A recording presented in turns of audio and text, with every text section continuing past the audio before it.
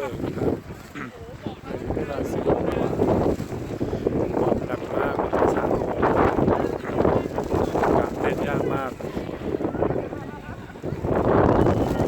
สัญญาณมือถือไม่ค่อยมี